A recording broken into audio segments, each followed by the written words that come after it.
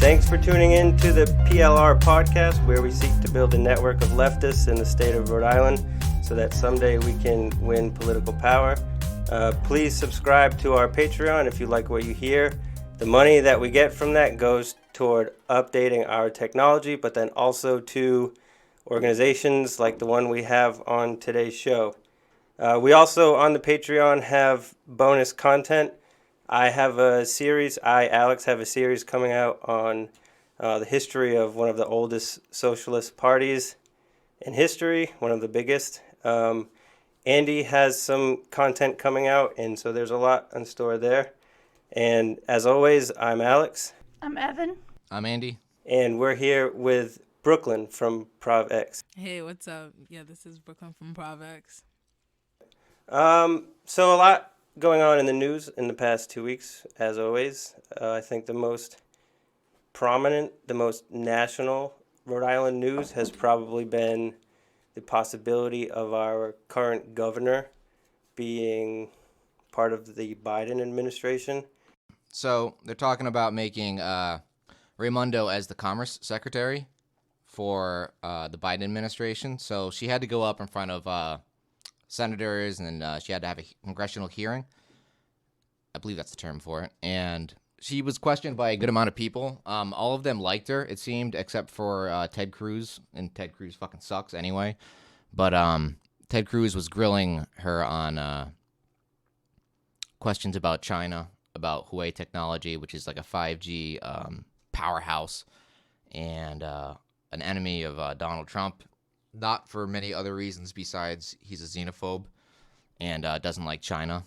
And so there's a chance that even though a good amount of the people want her there, that she won't be taken. But if she does get taken, we're going to have to deal with Lieutenant Governor Dan Mckee.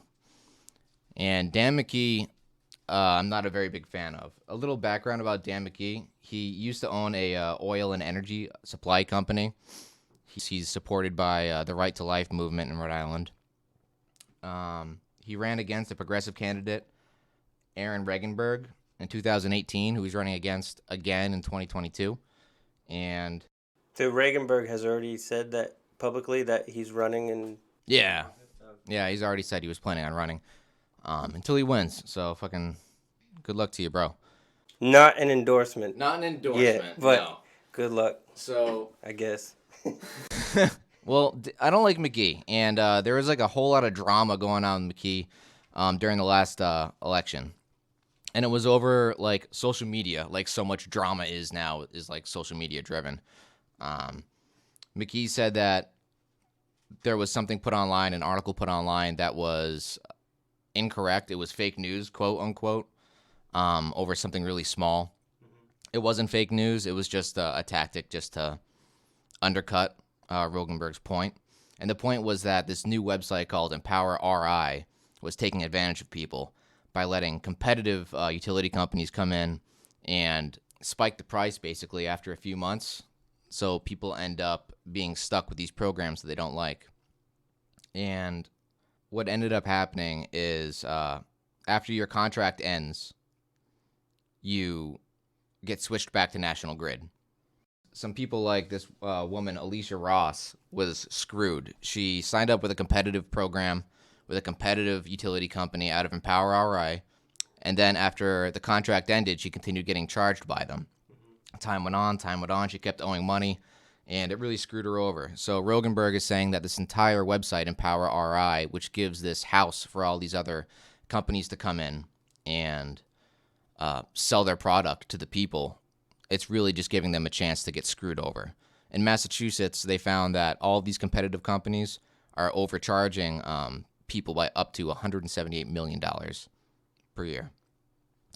That's a large amount of money to be taking advantage of, the average consumer. I mean, it's kind of suspect when you come from a background of energy. Dan Mckee had a energy company, I think, like a heating company, before getting into politics, and then he was the mayor of Cumberland for a few years, and then as soon as he got a position on the state level, this Empower RI thing comes out that leftists have already pointed out is a giant scam. Yeah, so Dan Mckee is not really the most ideal governor replacement uh, at this moment. But actually, like neither is Raimundo. She's not great either. We really don't. We really don't have good governor prospects for the state of Rhode Island. Yeah, there was that interview with Mckee and Rogenberg way back in like 2018, and he was talking about how that position very likely to step into the governor role, and he was really emphasizing that and saying like, hey, you don't want this guy Aaron, who's never worked a job in his life, to take this spot. You know, he doesn't know what it's like to work. He's not qualified for this. You know, I've done this, I've done that. He harped on himself being a fucking legacy politician. We have enough career politicians. They're not doing too much for us. I watched that interview and the whole fucking thing was so goddamn condescending. So every time Rogenberg said something, you could just hear McKee go, Yeah. and like point at him. Like in the mid, and like I felt kind of bad for the moderators because it was clear that like they were crunched for time, but McKee kept doing like that Donald Trump shit where he just like scoffs you off as a way of like refuting what you say. And every time Rogenberg said a good point, McKee would just say like, you know, I have a lot of experience in this whole thing, so this guy, he's new. He doesn't know what he's talking about. It's like, really, does that like qualify you for a political position at all? Did you watch it until the end? No, I didn't see It that. was pretty funny at the end. The interviewer was like, "Can you say something nice about your opponent?"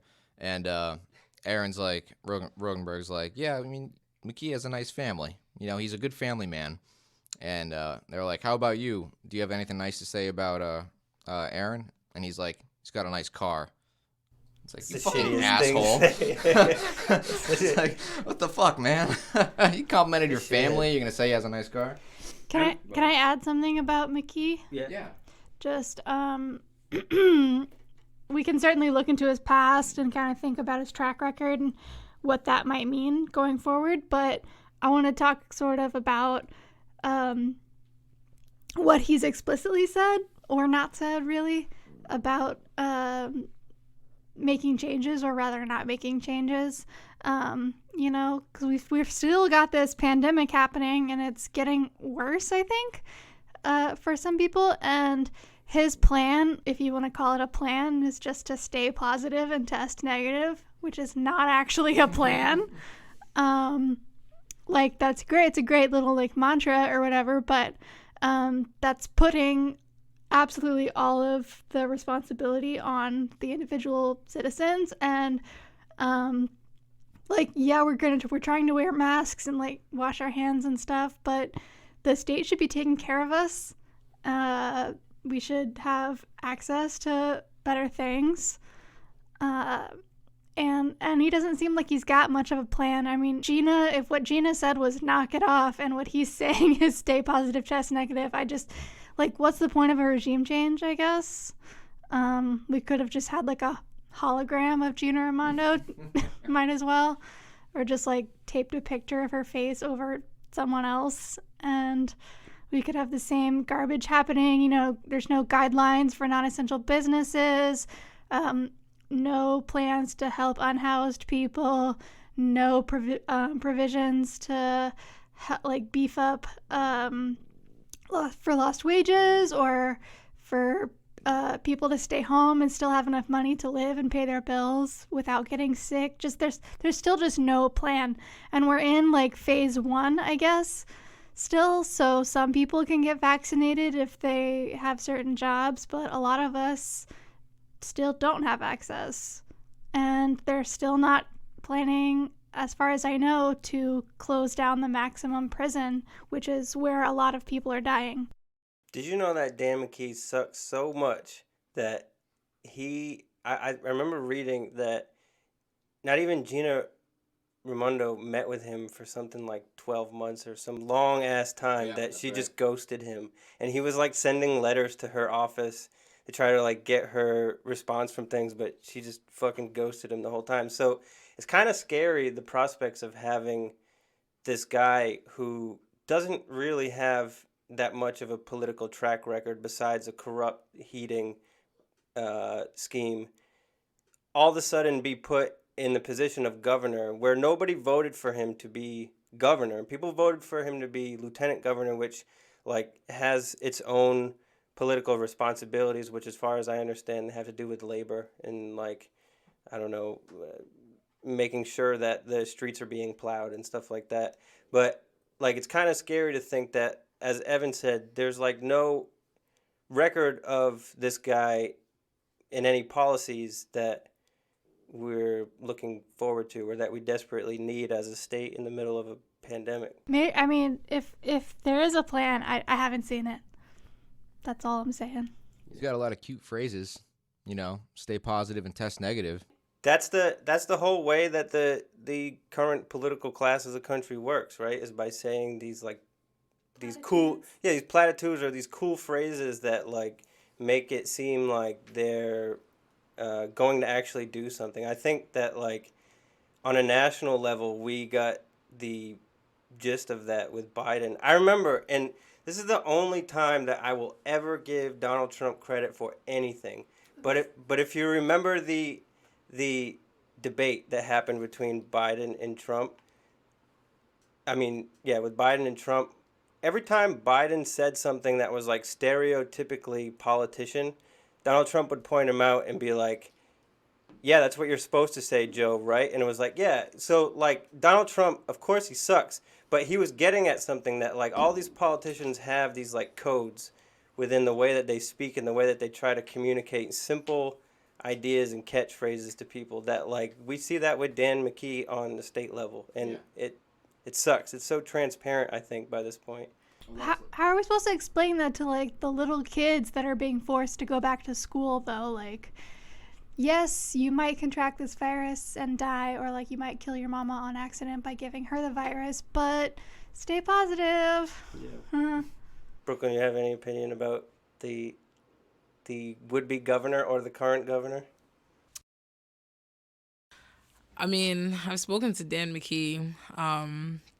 I led a protest with Aaron Rugenberg. I don't know. I don't like the role governor. I don't like any, roles in the government, period. But I feel like both are bad options. They're both white men. Whatever. Not really a fan. So, yeah. I think that the majority of people in this room probably agree with the idea that all politicians suck and that the position of governor shouldn't be a thing. So I'm with you on that. But it like doubly sucks when you're like faced with an option that you have no control over. You know what I mean? And that's not only is that Gina, I think, but now that's Daniel, like doubly so, because we didn't even vote for this guy. He's just there. What was the protest that you led with him? It was about RBG and taking back the Senate. We didn't really care about the protest. We just didn't mind, I guess, showing support as we do with anyone that there was a protest that generally is fighting for human rights, people power. It was definitely interesting though, from the planning process to the protest itself. Yeah, that protest was with Ruggiero, right? Not with Dan Mckee. No, it was with not Dan Mckee. It was with Aaron Rugenberg. I said Rugenberg. Oh, yeah. Okay. Yeah. All right. I said I spoke to Dan Mckee. You did? What was he like in person? It wasn't in person. It was a Zoom, and Miles was there from the NAACP, Miles Montgomery. We were basically actually talking about the uprising for the social and racial justice campaigns throughout the country, and it was a good conversation. Surprisingly, it was actually very open, and I wasn't, holding back too much. I definitely was stern on saying that, to dismantle the state, we need violence, and he was like, "Yep," and I was like, "Whoa, interesting, unexpected." Yeah, so it was a pretty, I guess, interesting conversation. Did you get a feeling like he was genuine in agreeing with you, or just agreeing with you because he was facing you at that moment? A little What was bit your of vibe? both. I feel like sometimes when people invite me to speak or, to give my point of view, they don't really expect for me to say it. And then I feel like sometimes it doesn't match the tone that I have or like my delivery. So it like catches them a little bit later. So their responses are like before, their actual reception of what I just said. So it's a nice, interesting mix of both, I guess. Yeah, I didn't know that you had talked with Dan Mckee at all. So it's really interesting. That how do you feel about him possibly becoming governor, based on your conversation with him? I mean, I have a lot of conversations with a lot of kinds of people. I don't think any of them should be in roles governing any of us. But based off that conversation or a million more, I wouldn't think he's a potential candidate for anything. Yeah. There's also the story of the Providence mayoral race, which is like right now it's like 18 months out. But for whatever reason, Governor Raimundo dumped, I think, around 170,000 or something like that into the campaign of Brett Smiley, who, like, if you look at Brett Smiley's, I don't know if it's Smiley or Smiley or something like that, Oh my God, I hope it's Smiley. but it is spelled Smiley, so we're gonna roll with Smiley. Um, I met him. He said his name is Brett Smiley. it's Smiley. Yeah. All right. So you met him too. What did you think of him? It was so brief. It was the photo op for him.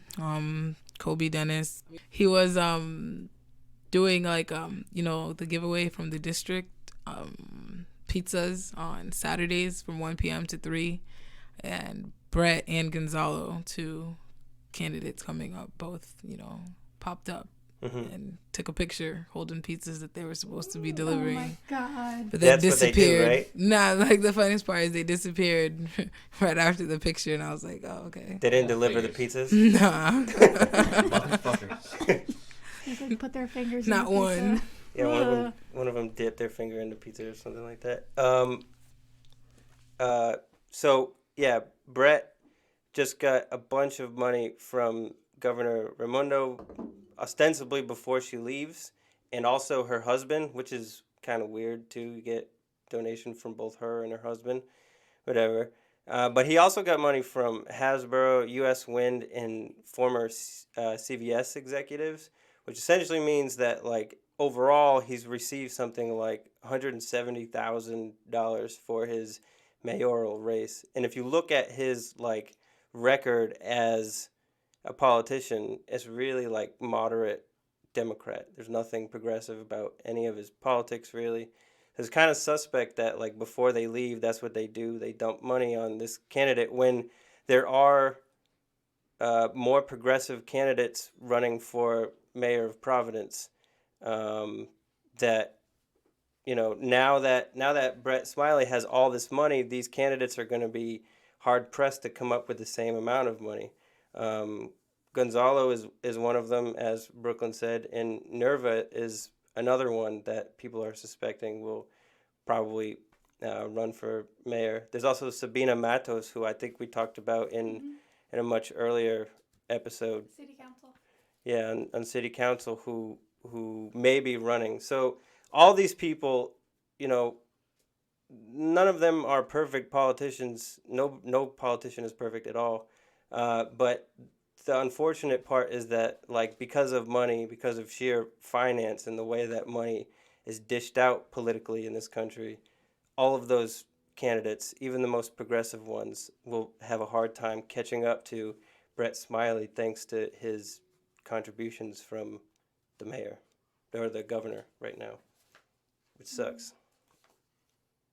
It's weird that they can always come up with money where they said there was none when it's for stuff like that. I know, right? So much money given to, like, political campaigns, even, like, on a state level, on a municipal level, a city level, when there are, like, neighborhoods in the city that are fucking starving right now. You know what I mean? That, like, outreach organizations that do exist can't get enough money to feed, neighborhoods that are less well off than, I don't know, the Brown University neighborhood or something like that. I don't know, they could fire some cops and save that money, but no, That- we're going to hire a bunch more instead. Did you read about that in Austin, Texas? Yep. That they slashed the police budget in Austin It's fantastic. and have used that money to build to rebuy a Hotel. hotel. For houseless people, yeah. Something to keep an eye on. I mean, as soon as someone does it, it'll kind of give everybody some leverage to say, hey, it's possible. They're doing it. This is like the result of it. You know, it just gives us more ammunition to use. So it's definitely a good thing. One other small state government story that I just wanted to bring up because it's worth bringing up is that the Senate President Ruggiero and House Speaker Shekarchi on Friday, they introduced a bill to continue indefinitely the Promise program from CCRI, which is actually pretty cool because it it pays tuition for students who want to go to the community college who can't otherwise pay for it. So, I mean, I guess that's cool, but it's limited. It should be that it's free for anyone. Like, tuition at a community college should be absolutely free, indefinite, in my opinion. But, you know, it is what it is, I guess. I want to point out Uprise has a couple of days ago published an editorial piece by Counterpower. We had somebody from Counterpower on, I think one of our first guests, and I've been in a book group reading a book that they put out as well, so I want to not speak on their behalf, but I want to speak in favor of them. They, like I said, published this editorial piece, which goes over a lot of things in Providence, and it's on Uprise, like I said. Highlights are, who's Dan Mckee. This subheadline is what still is and isn't going on in Providence. That's like more info about COVID and the tenant network and Jamal Gonzalez and all that's going on with that case. Demands. There's a safety for all, a housing for all, economic relief for all list of demands that is worth looking into. So I recommend hopping onto Uprise and reading this piece, Counterpower PVD, Knock It Off, Safety, Housing, and Economic Relief for All. I thought you guys were going to talk about how Brett Smiley is running for mayor, but was just voting to make budget cuts to Providence and other cities. Yeah, he voted to make cuts to Central Falls, Providence, Pawtucket, West Warwick, and a couple other cities to slash the budgets in half, from 12.4 million to 6.2.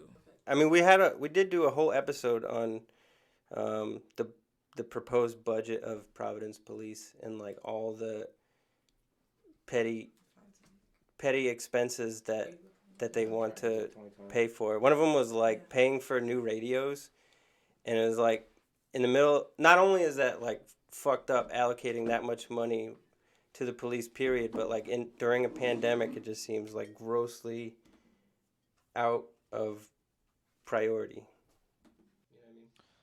That's a pretty ballsy douchebag move right there to come out and say that you're planning on slashing budgets and then putting the money in the police when there's been such a public outcry at doing the exact opposite. Yeah, we covered those budget slashes. We did a whole episode about the budget, but I didn't know that Brett Smiley was so wrapped up in this whole thing. But it makes sense because that's where, like I said, his campaign funding is coming from the governor and her husband. It was also his decision to do the the Rhode Island State Police Crush COVID unit. Just terrible choices left and right. Yeah. That's fucked up. Oh, beautiful. So basically what we're saying, we're not endorsing any candidate, but we're definitely not endorsing Brett Smiley. The fact that Brett Smiley's even running for mayor, and it's financially speaking, there aren't that many candidates that can be backed financially like he can. And it's like a slam dunk for him. And he knows with his power, his status, the fact that he's a white man just coming from Raimondo's administration, it's like clear power imbalance, like his race coming into play, his affluent background, everything. And it's just like, he's still pretending to be a people person. And it's like, I don't know. It's like, we all know he's not the right candidate, but it's like, what can we even do? The people power has been taken already. Yeah. I mean, that's where I was getting at with the whole funding imbalance thing, is that the other candidates, and there are like objectively more progressive candidates, but they can't match the money that he's able to get. He's got donations from Hasbro. It's like one of the biggest corporations in the state. Ex-CEOs of CVS, another one of the major corporations in the state. U.S. Wind, another major corporation in the state. And none of the other candidates can even get close to what he's able to raise.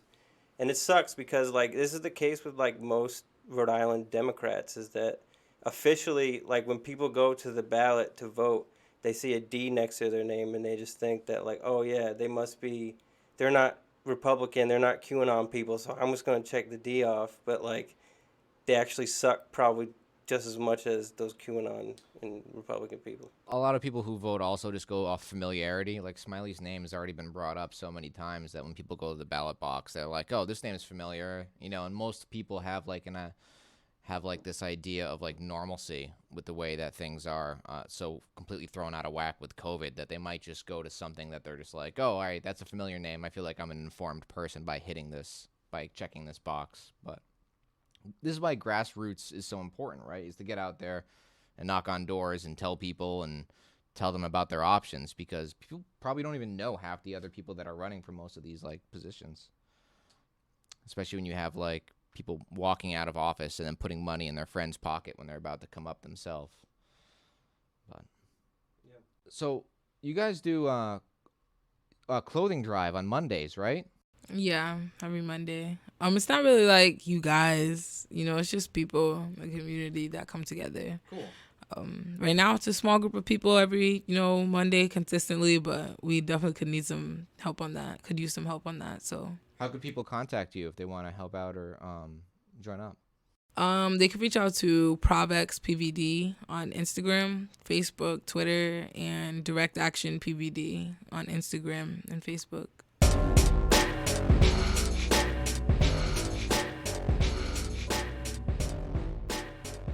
So for the second portion of this episode, we have Brooklyn from PROVX with us.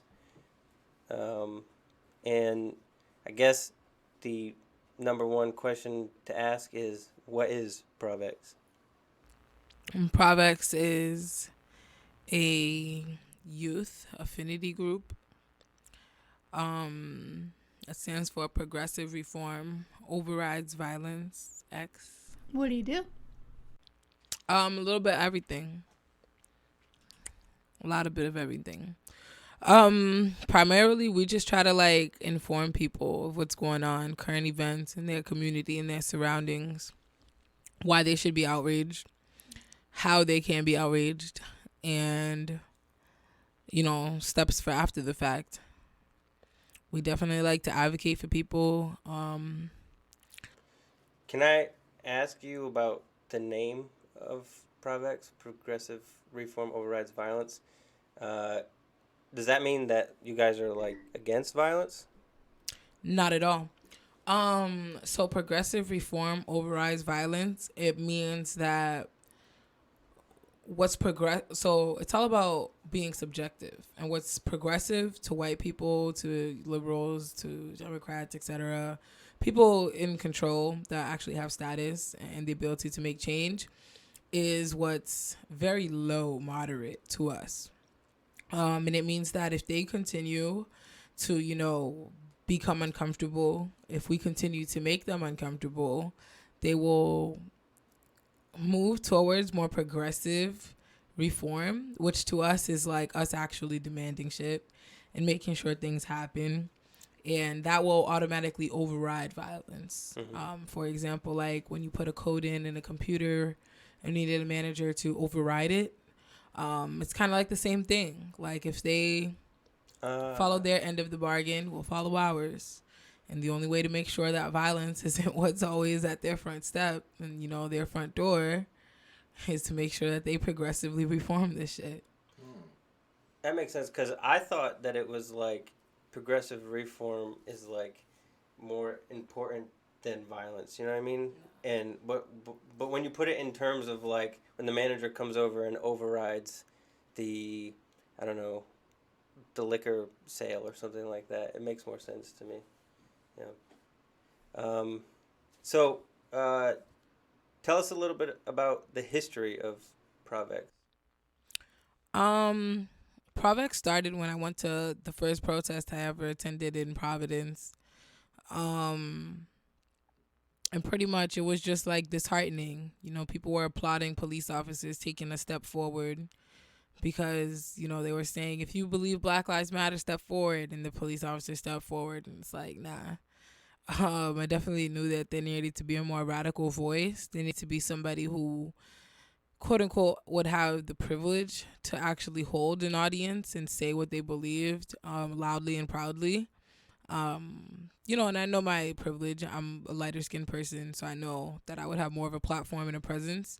And that's essentially what happened, is that, I let the face kind of, in a sense, get me in certain positions, get me on certain platforms, but I advocated for what I truly believe in, and being a sovereignty for all people, and essentially just making sure that the people who are in charge and keep us oppressed are condemned and that they're uncomfortable the same way I'm uncomfortable every day. Was that the Capitol protests in the over the summer? The one that was like, I remembered that. I had Were my you bike. there? Yeah, I had my bike. I was like off to the side, and I do remember the police stepping forward in like a lot of families with like their kids and shit like that. It looked like libs who were at the protest who just wanted to support, like clap and everything like that, and just thinking that it was people that wanted to be applauded for doing the bare minimum. Yeah. Fish getting claps for swimming. That's a good way to put it. That's a great way to put it. I wanted to ask, the history of PROVX is really compelling, and I think that what you do is really important. And I wanted to ask, because you brought up your family and the importance of your family for this whole thing, and I'm assuming that they live in Providence, right? Now, Some of them, yeah. Most. How do they feel about what you're doing about PROVX? It really depends. My family dynamic is pretty interesting, to say the least. There's part of my immediate family that either doesn't care, it's very neutral. Part of it that's like doesn't understand and feels like things will fall into place organically. I would say the only person that is in support is my sister, Rachel, who also runs her own organization, We the Action Z.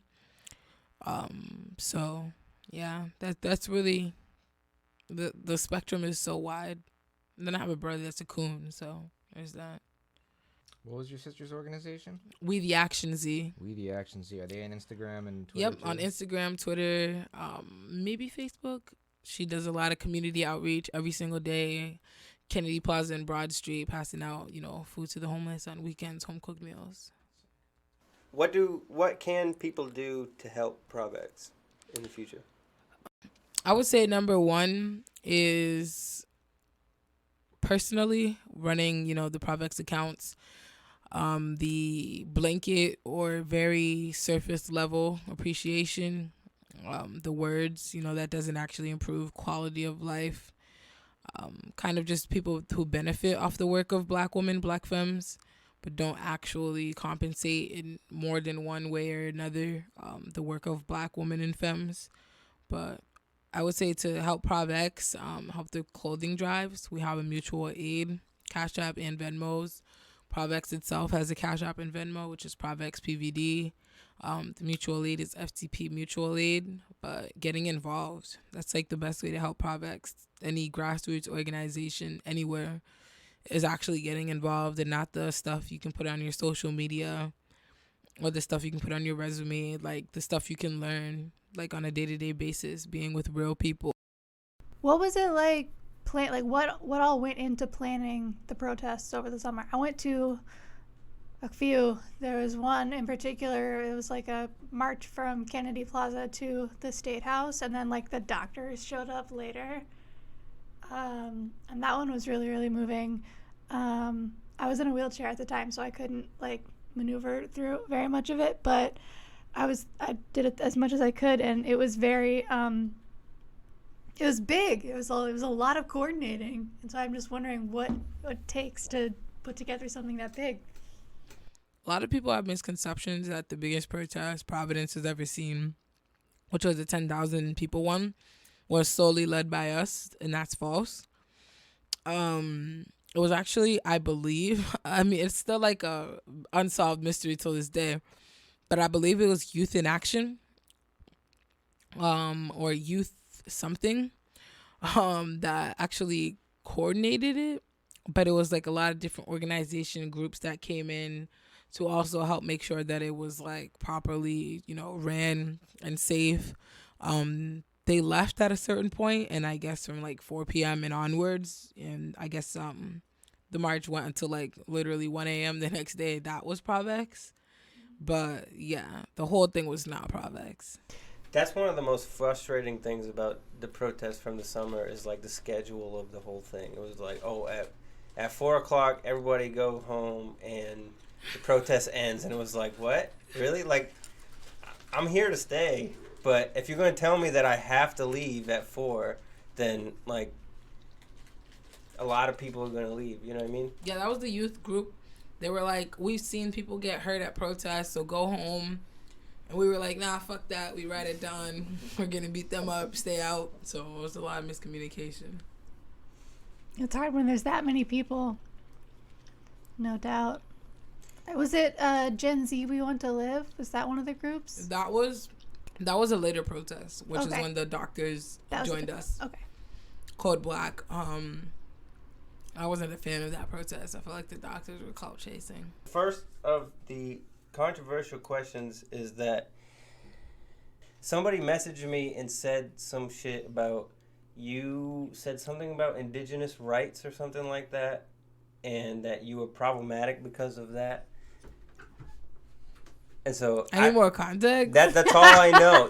So somebody messaged me and was like, oh, you have PROVX on? And I was like, yeah. And they were like, is it Brooklyn? And I was like, yes. And they said, well, they said that, they said something about indigenous rights, like, not mattering or something like that. So I just want to let you know. And I was like... It's a baseless opinion, which is probably why you didn't hear enough. Yeah, I didn't hear... There was no detail about it. It was just that. I mean, I obviously don't believe that indigenous people don't have rights. I've definitely expressed that I feel as though every group in America that has been disenfranchised, oppressed by the American government has received some sort of reparations except Black people. And I think a lot of people might have flipped and switched that into saying that I think, I don't believe in or fight for other groups of people because they've already received their reparations and we haven't, but that's not the case.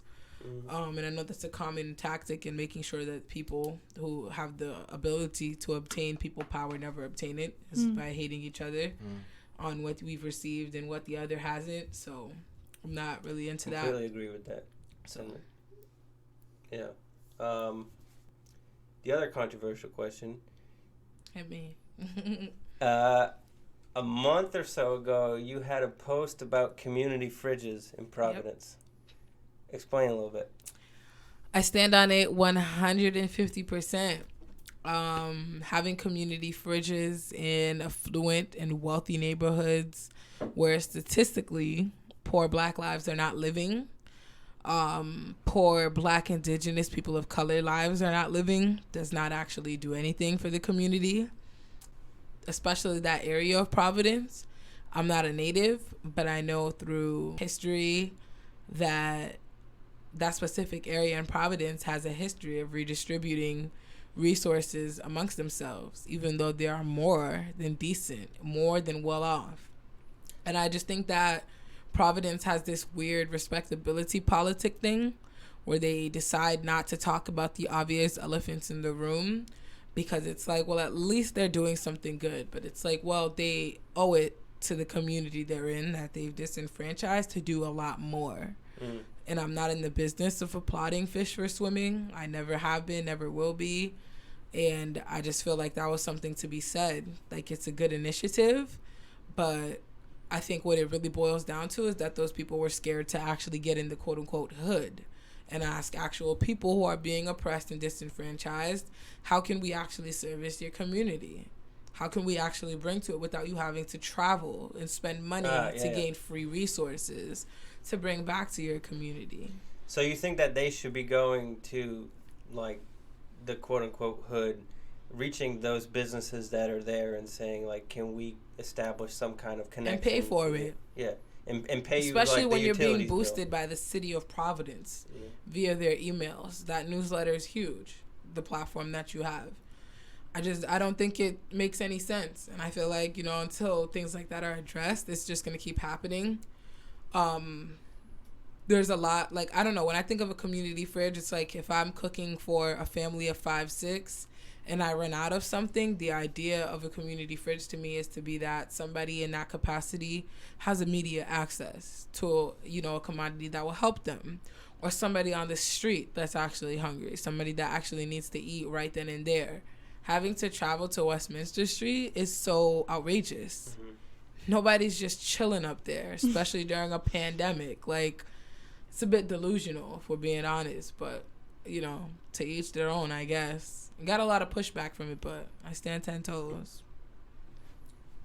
Speaking as a white person, like, I see so much performative stuff on the internet, and people are like, doing the hashtags or doing the reposting or doing the infographics or whatever. And it's like, okay, like, that's good because saying something is better than saying nothing sometimes. But when people are kind of like patting themselves on the back for not even directly engaging with the people that they say that they're helping, you kind of have to, like, wonder what is that? And then it's like, it's so surface level. Like, you want to give back to Black lives, so you hit the closest Black life organization you can, and you don't know their history. You don't know what's up with them for real. Or, you do business or support or fundraise for groups that have continuously caused harm to Black, Indigenous, people of color communities. And it's like, at what point, like you were saying, you say something is better than nothing. Sometimes I'd rather you just shut the hell up. My thing is that, like, would that be assuming that they are targeting people of color? No. I mean, I feel like doing something and just putting it there and being like, well, we all experience, food insecurity. I didn't really think about, just poor Black people. Like, no. That's the neoliberal all lives matter approach. It's dumb. We know who needs to be censored in this conversation when we talk about who lacks what resources. You're not doing it. Here are the steps on how you can do it. We definitely got a lot of feedback from people who were like, well, you do it yourself. I'm a Black woman. I'm bisexual. I'm technically homeless. I'm not in the business at all of having to fight for even more of my liberation. I've done it enough. My ancestors have done it enough. It's time for the people who made this an issue to do more. And either you can listen or you can get called out. But I'm not in the business of calling you in because that's what more is, it's what's more acceptable or respectable. I'm not here for that. Y'all not going to respect me or like me anyway. So here's what I got to say. Have you always been, like, an extremely direct person, or has this come from survival? The only life I've lived is survival, so I feel like it's hard to answer that question. But I guess you can say both. I've been like this, I would say, since birth. I probably told the doctor not to smack my ass. So. I love that.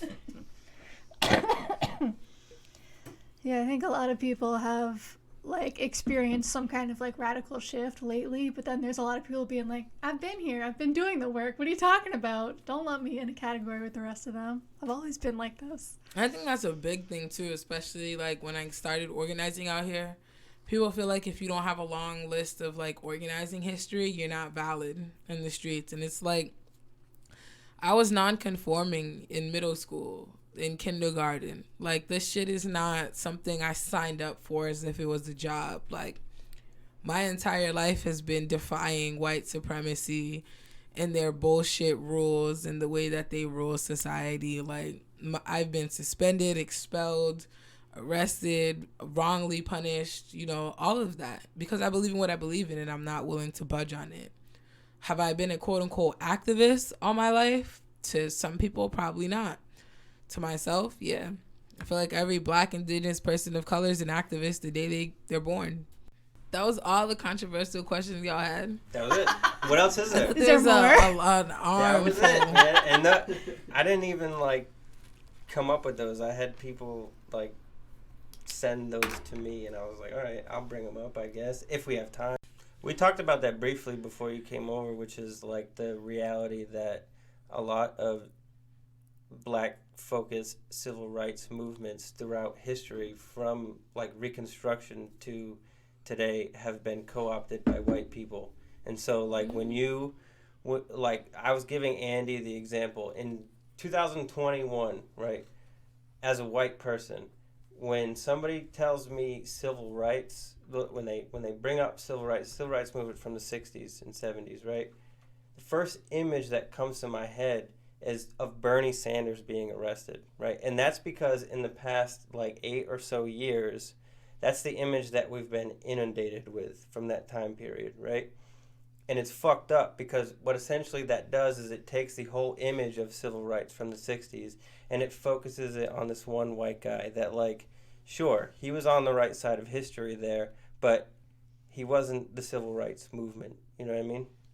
And so there's this whole history of white people with, like, quote unquote good intentions co-opting Black movements, Black-centered movements. No, I feel that, especially with Bernie. I mean, he cool or whatever. He's not invited to the cookout or whatever, but I definitely feel that because I would see that picture a lot of him being arrested, and it's like there were so many Black people, especially dark-skinned Black people, who were arrested for this movement, who lost everything they had and didn't get released to mommy and daddy crutches that continued to make sure that they would have a successful life and get into politics or get into high-paying positions that still risked everything for what they believed in that we'll never see. So I know that firsthand. For example, like a lot of protests that have been, you know, led with PROVX, police officers get, you know, praised for keeping the city safe or making sure the protest ends safely or whatever. And it's like, no, you're doing it again type of thing. Mm-hmm. And I don't know. I just feel like it's something that will never really go away because the people who control the media are white people who are in power. So they're always going to want it to be portrayed a certain way. And until we, you know, create our own media outlets, have more of a platform and a voice, that's just going to be what it is. Because we don't censor, you know, Black voices in the media the way it is. And even when we do have our own outlets, because it's so internalized, we'll probably still be censoring a more white voice. That's just the reality. Have you thought about bringing PROVX to the level of having some kind of like news stream or something? PROVX like News is on the way. Yes. And PROVX Radio, FTP Radio in conjunction. So y'all got some competition coming. Oh yeah. I'm just playing. Yeah. We'll collaborate. I mean, look at the turtle shell. We don't consider this to be competition at all. This is just what it is. The whole purpose of what we do is just to bring like leftists with controversy together so that like other people. You gotta come harder next time though. Infighting amongst leftists is at an all-time high right now.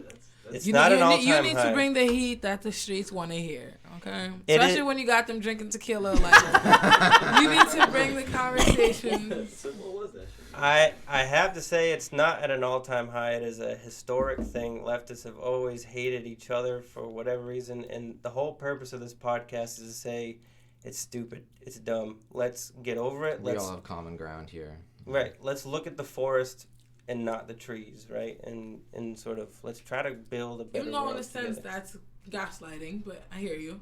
Mm. In what way? In a lot of ways. I hear a lot of the times we need unity, especially when I talk to black people. They be like, we need unity, sis. Forget that, light-skinned people think they experience colorism. Forget that black cis men are some of the most oppressive people on earth. We need to be together. And it's like, okay, but I don't want unity with all of you. I have no problem leaving most of you behind. Well, these are like important conversations that need to be had so they can be worked through, so Right. we can address these things too. Totally. I don't think that it's about like 100% dismissal as much as it's about like getting to a point, like Andy said, of addressing these things. How do we talk about these things and try to work it out? Because these are hard questions, and these are like questions that the politicians that we have aren't in a position or even desire to even engage with, right? It's outside of their reality completely, especially when it's all old white males that are in power right now, both in the state of Rhode Island and then federally on that level.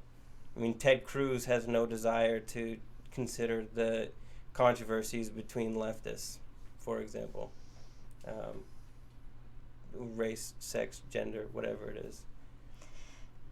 Well, Brooklyn, thank you so much for coming on the podcast. Thank you.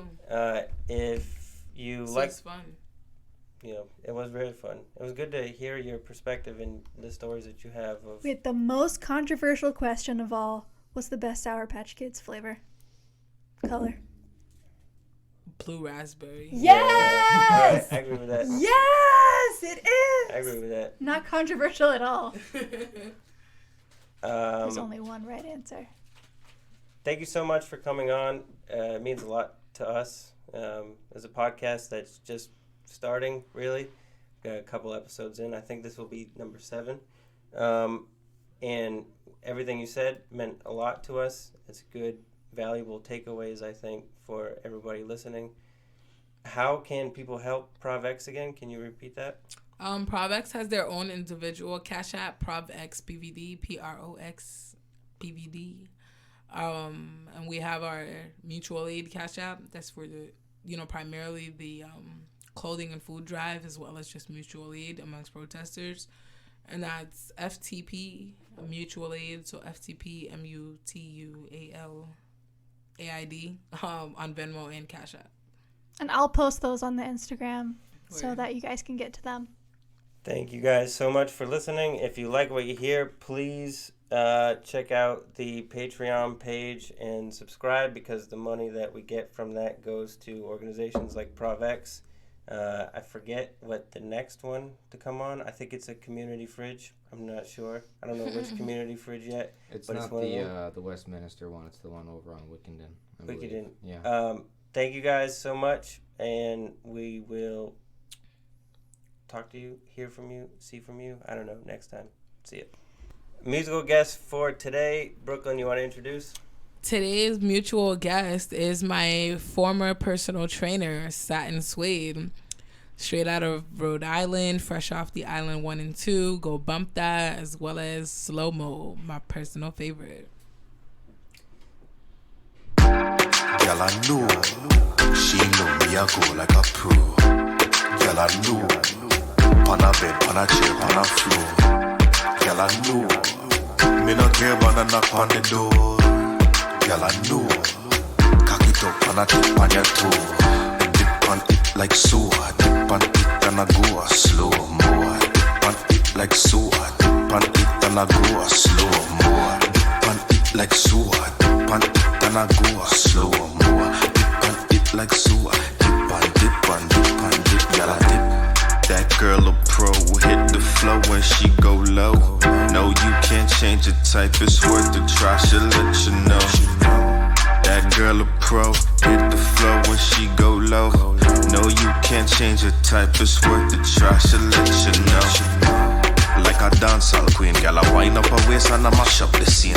Been dancing for the last 15, oh no bro, no need to intervene. With style and grace, gal, I wind up her waist and I mash up the place. She do her own thing, play by her own rules and set her own pace. Baby, I'll change your life, you look like the type to return the favor. Baby, I'ma need the taste, I don't even really care what's the flavor. I've been sinning a lot lately, so I'ma need a savior. Hope that gives an explanation to all my misbehavior. Girl, I knew her, she knew me, I go like a pro. Girl, I knew her, pan a bed, pan a chair, pan a floor. Girl, I knew her, me no care about a knock on the door.